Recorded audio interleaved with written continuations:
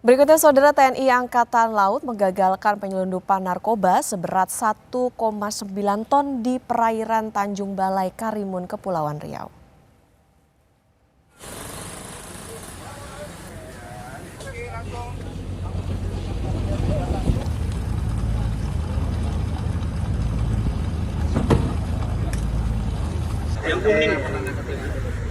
Narkoba seberat 1,9 ton ini disita dari kapal berbendera Thailand pada Rabu kemarin.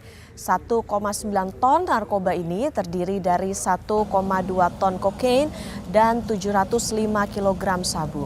Untuk mengelabui personel TNI, pelaku menyimpan narkoba tersebut di bagian depan lambung kapal yang telah dimodifikasi. Selain menyita barang bukti, TNI AL juga menangkap 5 ABK, 4 ABK asal Myanmar, dan 1 ABK asal Thailand. Pangko Armada 1 Laksda Fauzi bilang masih menyelidiki asal dan tujuan pengiriman narkoba tersebut.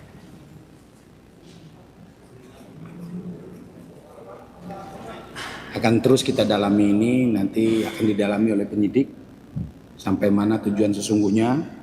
Kemudian apakah ada warga negara Indonesia yang terlibat. Di kapal ini tidak ada.